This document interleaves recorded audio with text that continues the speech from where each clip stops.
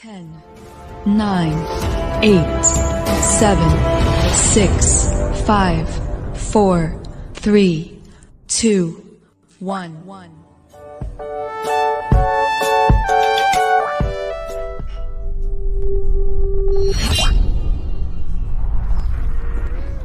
Assalamualaikum warahmatullahi wabarakatuh. Selamat datang kembali pada channel YouTube Firmansyah Sanusi pada pembelajaran sejarah peminatan di kelas 12 IPS.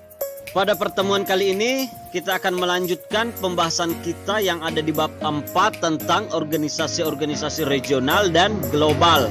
Adapun judul materi yang akan kita bahas pada kali ini terkait dengan pengaruh organisasi-organisasi global dan regional terhadap bangsa Indonesia. Nah, baik, langsung saja kita membahas judul materi tentang pengaruh organisasi-organisasi global dan regional terhadap bangsa Indonesia.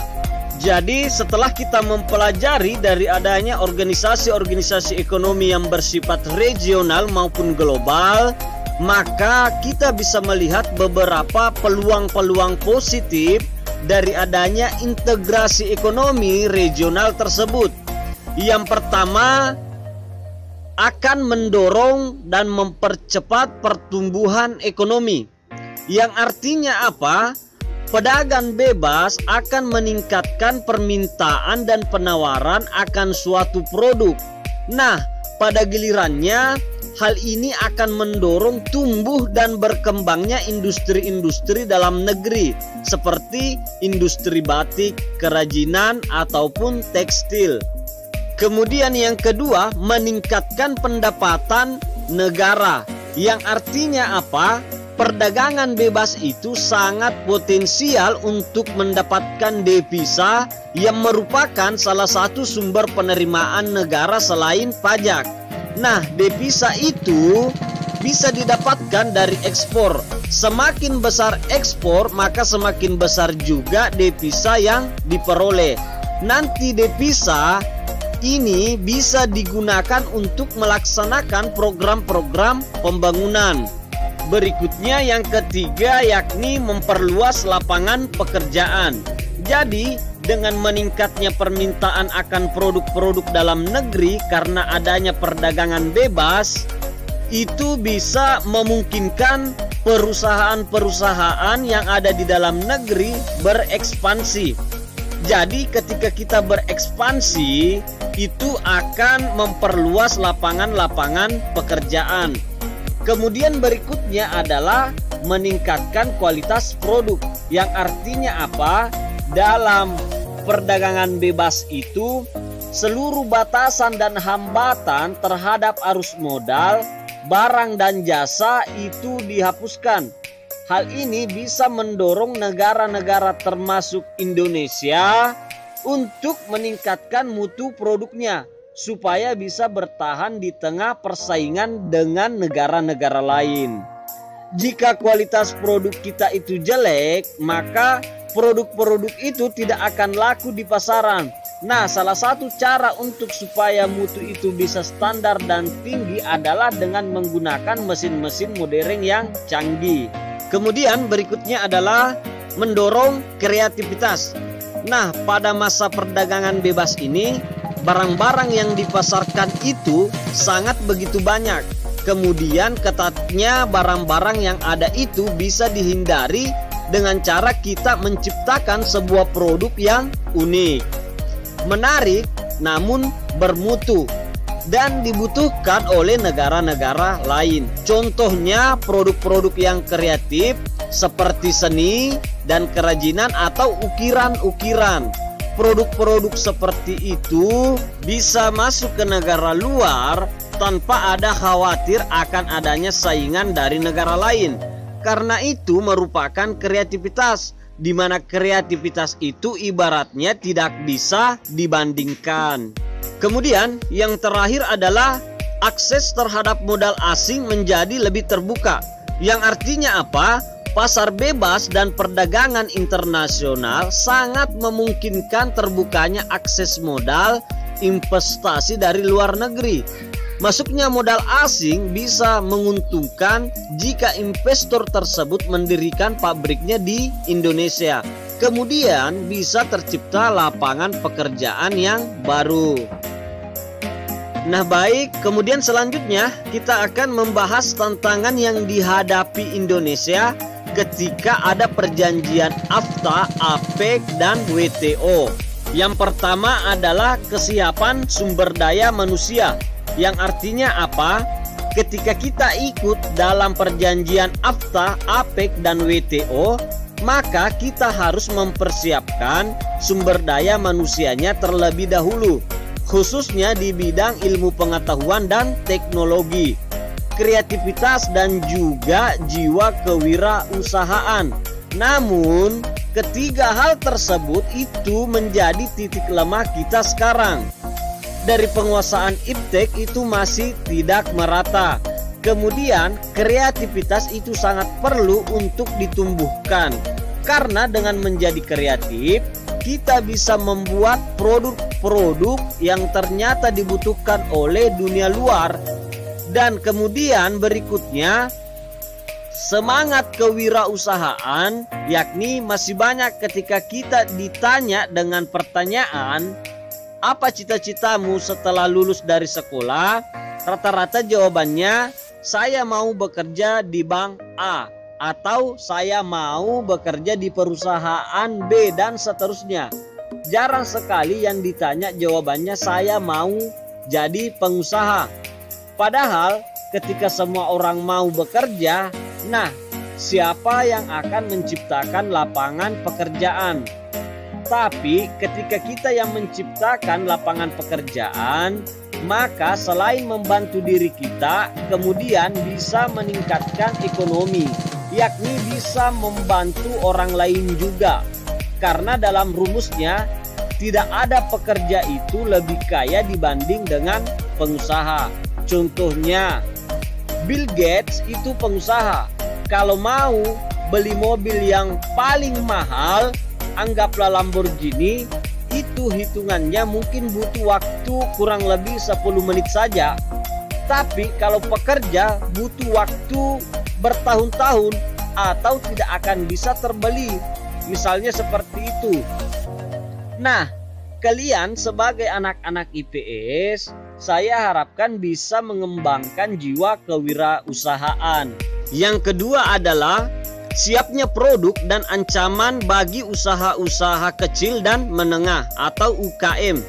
Yang artinya apa? Usaha-usaha kecil dan menengah ini itu akan paling merasakan dampak dari adanya perdagangan bebas.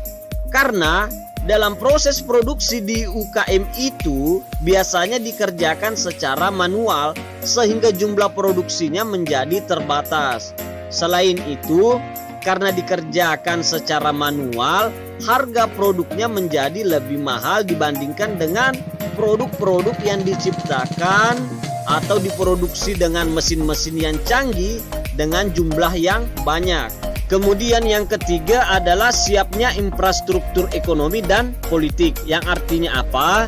Infrastruktur ekonomi itu contohnya bagaimana pemerintah bisa menyiapkan aturan-aturan agar infrastruktur itu mudah masuk di Indonesia. Misalnya, ketika ada investor yang hendak membuat pabrik di Indonesia, harapannya investor tersebut produknya bisa dijual ke seluruh rakyat Indonesia, ke 270 juta penduduknya.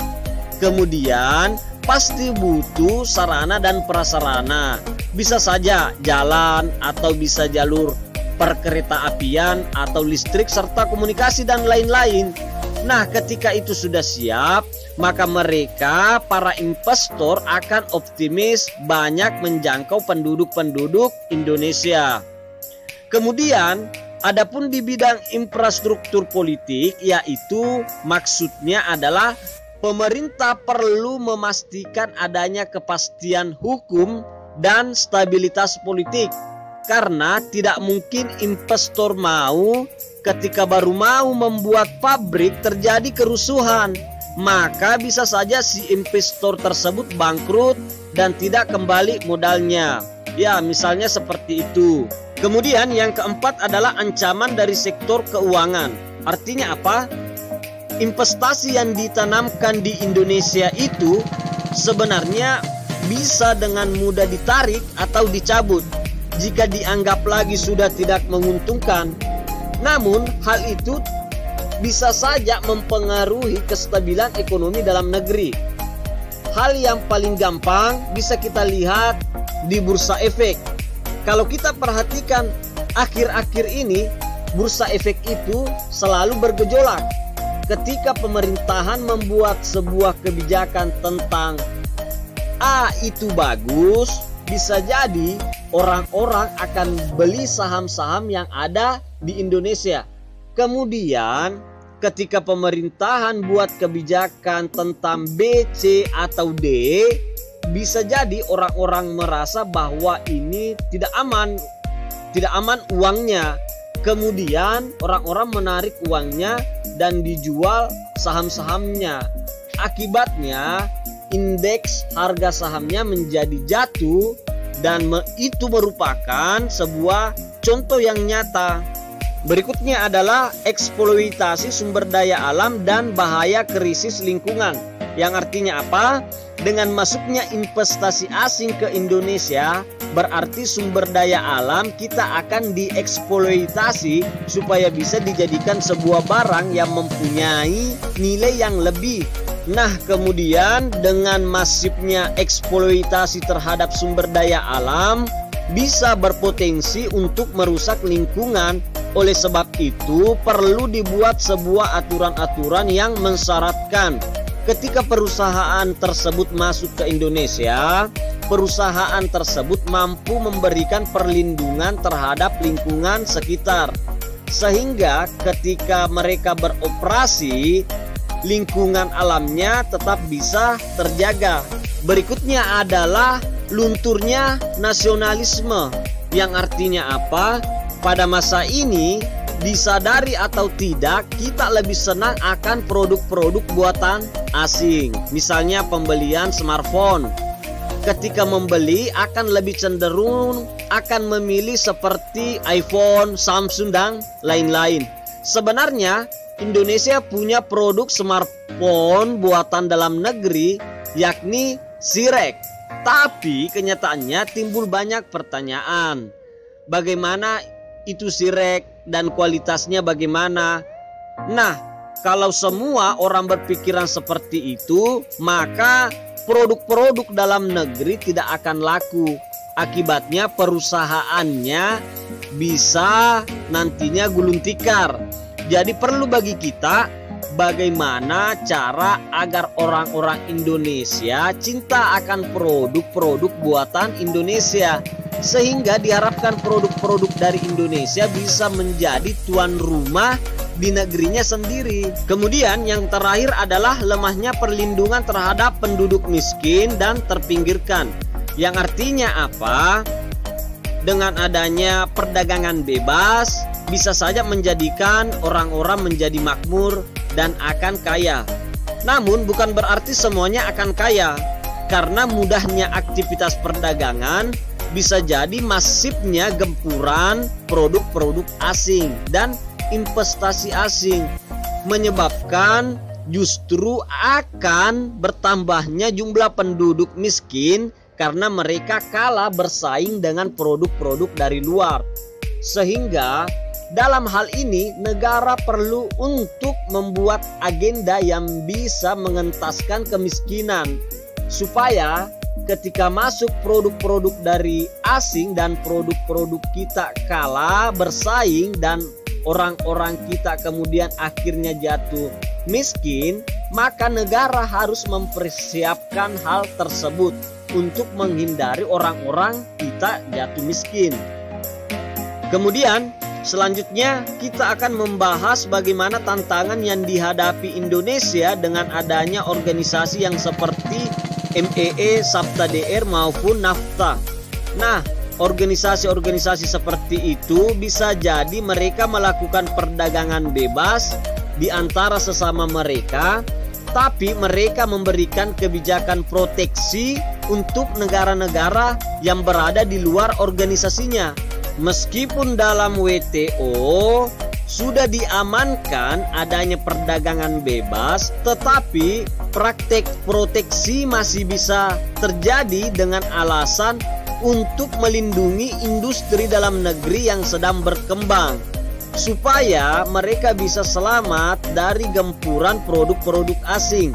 Jadi kebijakan proteksi ini sebenarnya juga bisa kita pergunakan buat diri kita untuk membangun industri dalam negeri. Jadi yang pertama yang akan kita bahas yakni BA yang masuk yang tinggi. Yang artinya apa? Penerapan BA masuk yang tinggi atas barang-barang dari luar negeri bertujuan untuk memproteksi industri-industri yang sejenis dalam negeri. Adapun bentuk umum kebijakannya bisa merupakan penerapan pajak impor dengan presentasi tertentu sehingga barang-barang yang masuk itu menjadi lebih tinggi dan lebih mahal. Harapannya karena lebih mahal, produk-produk dalam negeri bisa lebih bersaing. Sehingga akhirnya produk-produk impor karena kurang peminat sehingga akhirnya menurun. Yang kedua adalah subsidi pemerintah. Yang artinya apa? Subsidi merupakan kebijakan pemerintah untuk memberikan bantuan kepada industri dalam negeri berupa keringanan pajak, pengembalian pajak, fasilitas kredit, subsidi harga, dan lain sebagainya. Dengan tujuan untuk menambah produksi dalam negeri, menambah jumlah konsumsi supaya harga produk-produk itu menjadi lebih murah daripada produk-produk impor. Jadi, ketika industri diberi banyak keringanan dari pemerintah, maka biaya produksi bisa ditekan serendah mungkin. Akibatnya, harga jual relatif akan lebih murah. Jadi dengan cara tersebut, produk-produk tersebut bisa bersaing dengan produk-produk impor. Berikutnya yakni dumping. Yang artinya apa? Dumping adalah kebijakan pemerintah untuk menjual barang tertentu dengan harga yang lebih mahal di luar negeri dibandingkan dengan harga di dalam negeri. Jadi, kebijakan dumping ini dapat meningkatkan volume perdagangan dan menguntungkan negara-negara pengimpor yang utamanya adalah konsumen. Namun dengan adanya politik dumping ini dapat menyebabkan negara-negara pengimpor industrinya dapat menjadi hancur. Ketika hal ini ketahuan oleh Organisasi Perdagangan Internasional, politik dumping ini bisa dikenakan sanksi karena dianggap menghancurkan perindustrian di negara yang ditujukan. Jadi pada dasarnya dumping ini tidak boleh. Tetapi di masa seperti ini ada saja kebijakan-kebijakan dumping ini diterapkan oleh berbagai negara-negara dunia. Berikutnya adalah kuota atau pembatasan impor. Yang artinya apa? Kuota adalah kebijakan pemerintah untuk membatasi barang-barang impor. Dengan adanya kebijakan kuota ini, harapannya jumlah barang impor akan menurun. Karena dengan menurunnya barang-barang impor bisa membuat harganya bisa merangkak naik sehingga sesuai dengan harga produksi barang-barang buatan dalam negeri. Dan harapannya barang-barang dalam negeri bisa meningkat dan impor akhirnya menurun.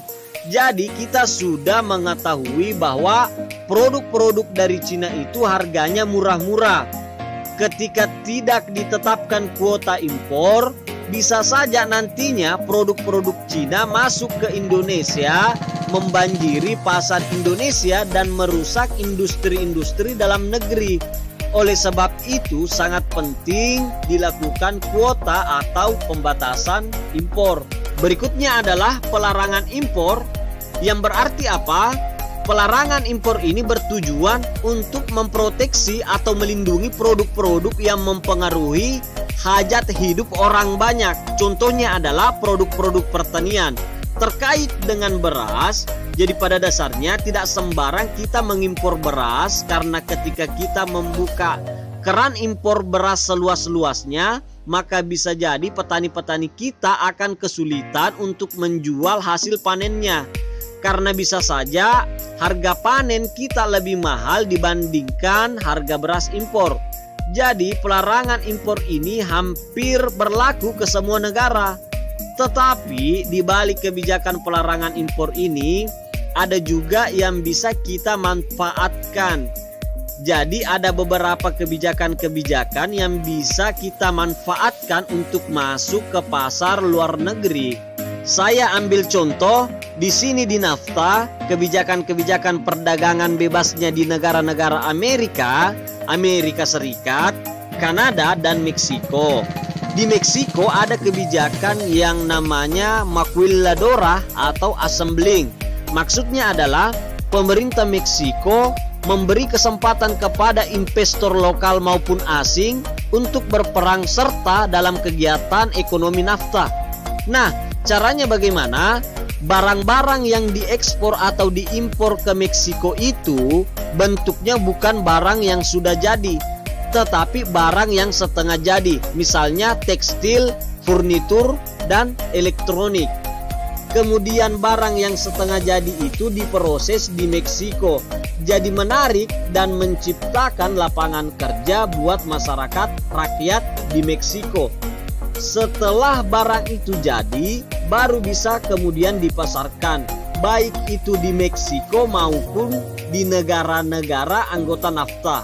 Nah, kebijakan-kebijakan assembling ini banyak dilakukan dan itu menjadi peluang sekaligus tantangan. Bagaimana kita bisa menerapkan hal tersebut? Nah, baik, itulah pembahasan di bab 4 tentang organisasi-organisasi regional dan global. Adapun judul materi terkait dengan pengaruh organisasi-organisasi global dan regional terhadap bangsa Indonesia. Cukup sekian. Tetap semangat dan selalu mengikuti protokol kesehatan COVID-19 dan salam sejarah.